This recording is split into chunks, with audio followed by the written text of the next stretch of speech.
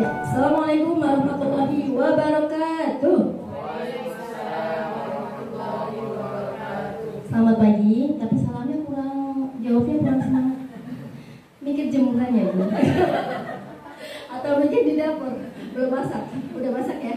Oh ya, diulang ya, semangat ya. Selamat pagi, assalamualaikum warahmatullahi wabarakatuh. Waalaikumsalam warahmatullahi wabarakatuh. Alhamdulillah hamdan katsiran kama amar. Asyhadu an la ilaha illallah wahdahu la syarikalah wa asyhadu anna Muhammadan abduhu wa rasuluh. Allahumma shalli ala sayyidina Muhammad wa ala alihi wa ashabihi ajma'in, amma ba'du.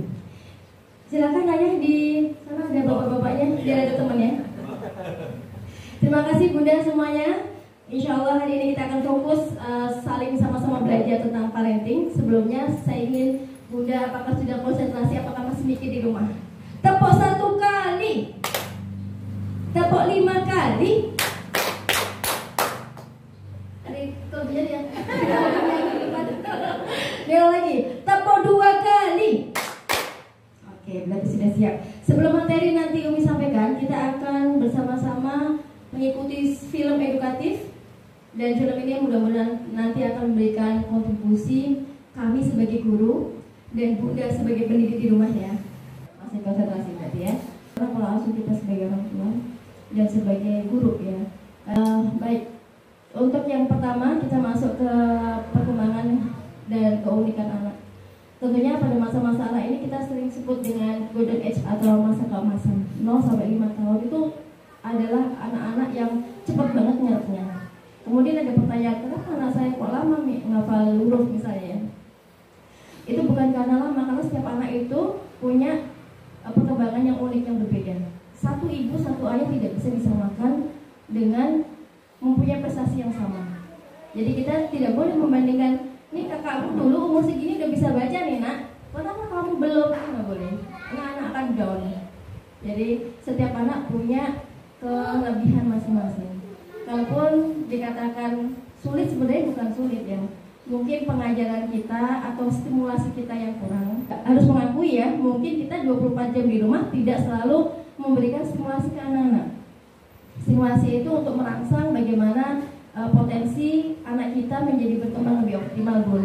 Kalau di sekolah kan kita buat media-media ya, media dari karton, dari kardus untuk huruf, angka itu udah biasa ya seorang guru membuat media. Tapi bagaimana dengan di rumah? Apakah distimulasi atau tidak? Aku misalnya Bunda goreng ayam lah, atau goreng telur, atau goreng tempe tahu ya di piring. Ada berapa potong nih? Dari situ anak diajak tuh, Dek, kita hitung ya ada berapa potong nih tahunya. Di situ sebetulnya kita sudah melakukan stimulasi. Bagaimana kita mengajarkan hitungan ke anak kan? Tapi anak nggak merasa disuruh belajar kan, bermain. Disitulah usia anak itu bermain sambil belajar memang. Coba kita hitung nih, mama tadi goreng telur nih, ada berapa nih di piring? Nah, itu termasuk dari stimulasi yang kita bisa lakukan di rumah. Banyak Bu di rumah, ada piring kan di rumah? Di rumah tuh ada piring apa di rak? Ada berapa nak piringnya? Warnanya apa? Itu stimulasi luar biasa. Yang di sini putranya lebih dari 1 siapa? Mama Raka baru 1, lebih dari 1. Bagaimana? Beda semua kan? Tidak sama ya. Walaupun mungkin sama-sama perempuan, beda. Sama-sama laki-laki, beda potensinya gitu. Jadi kita harus bisa menerima bahwa setiap anak itu unik. Kita bilang anak kita, kok kamu males tuh? Ganti. Nah, yang rajin ya. Dari seorang lisan ibu yang melahirkan itu adalah doa.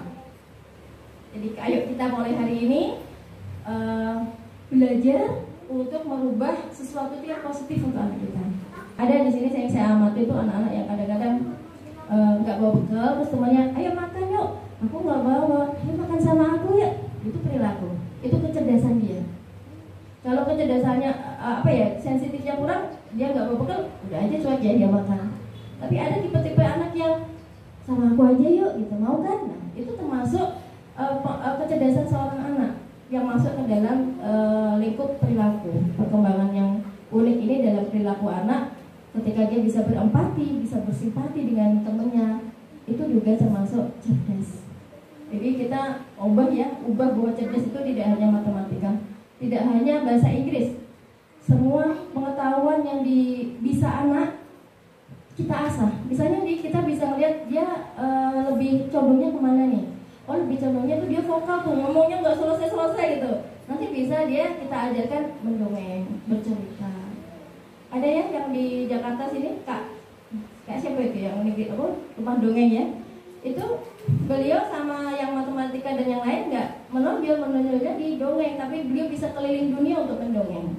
Jadi semua anak itu bisa berhasil apapun itu yang dimiliki dia. Jangan pernah kita pesimis, anak saya nggak bisa baca, nggak bisa ini, nggak bisa itu, nanti mau jadi apa? Nggak.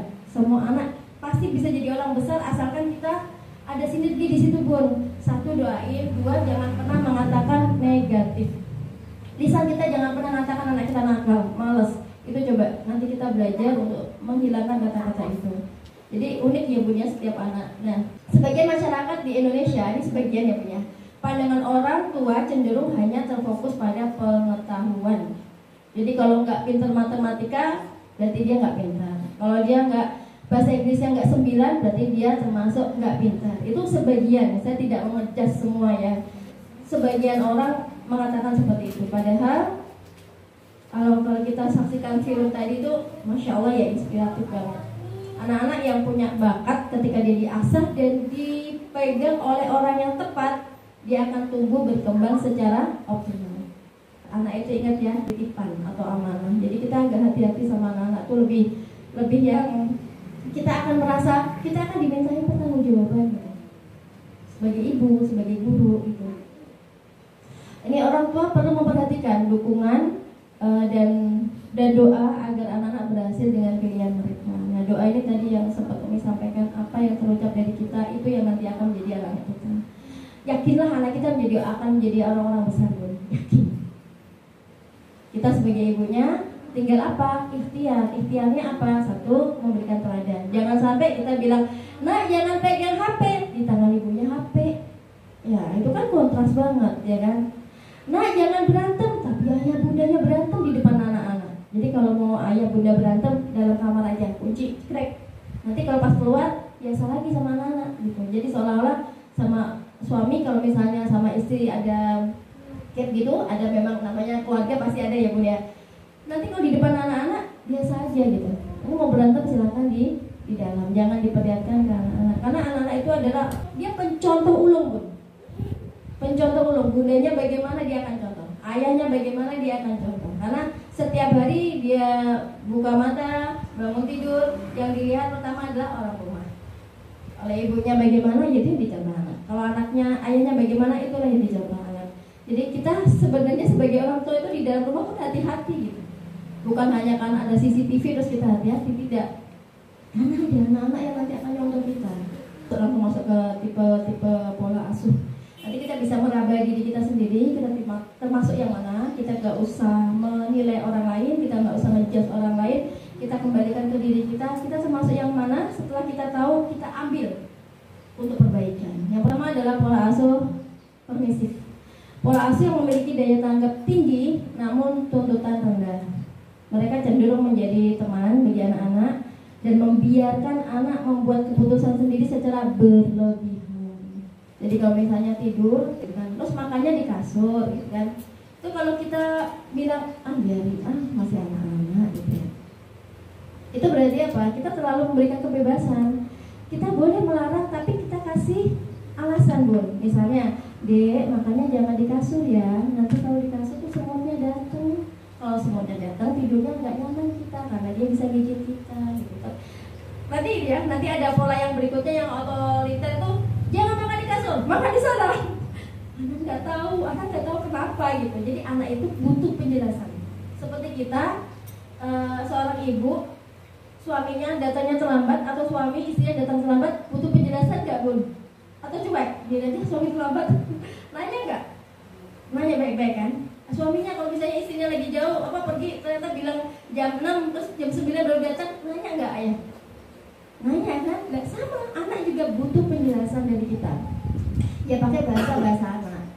Jadi yang pola asuh permisif ini kurang ideal karena dia memberikan kebebasan yang agak kebablasan gitu ya. Biarlah anak-anak, nanti itu akan terbiasa Bun. Anak-anak itu perlu pembiasaan. Jadi kalau pembiasaan baik secara dini dilakukan, dengan cara yang baik, maka anak-anak pun akan melakukan itu dengan ridho, bukan dengan terpaksa ya, bukan terpaksa. Kemudian yang kedua adalah berwibawa ya, seorang ayah berwibawa, seorang ibu berwibawa. Jadi antara daya tanggap dan tuntutannya itu seimbang. Artinya seperti tadi contoh, kalau misalnya makan di kasur, orang tua menjelaskan, itu termasuk pendidikan atau pola asuh otoratif. Jadi orang itu menjelaskan, orang tuanya menjelaskan secara wibawa. Jangan merasa kita di rumah, di dalam, tetangga nggak ada yang lihat, nggak ada yang dengar, terus kita main bentak aja ke anak. Jangan lupa di sini tuh ada CCTV-nya, CCTV-nya malaikat ya kan. Jadi kita tetap harus hati-hati mengasuh anak kita dengan sebaik-baik mungkin, karena apapun yang kita ucapkan ke anak-anak itu adalah nanti dimintai pertanggungjawaban. Jadi orang tua kalau anaknya mau ini, kita melarang tidak langsung saklek, tapi jelaskan kenapa dilarang. Berikutnya adalah pola asuh otoriter yang tadi ya. Tuntutan yang tinggi dan daya tanggap yang rendah. Dicontohkan misalnya, udah anaknya BSD semua nih, harus berangkat pagi ya, SD jam berapa Bu?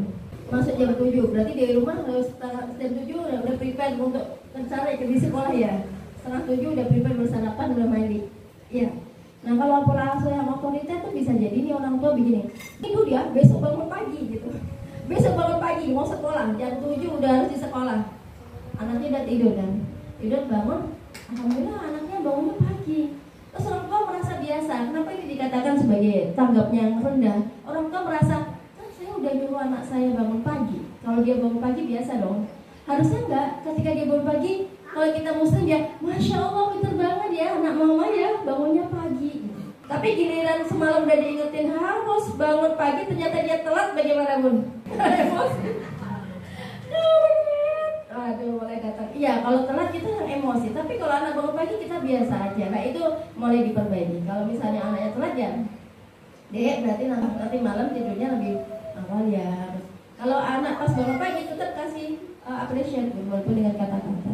Masya Allah hari ini anak mau pintar banget gitu. Anak itu butuh dipeluk, hanya disapa aja itu udah gitu buat anak. Cuman gini aja, gimana di sekolah ya, gimana nak tadi di sekolah, gimana nak tadi senang gitu. Kalau di usia TK kan gitu kan, gimana hari ini senang gitu. Jadi kalau guru saya mengajarkan anak kita misalnya ada yang nggak serp gitu sama kita ibunya minta ampun. Jangan anak dulu yang disalahin.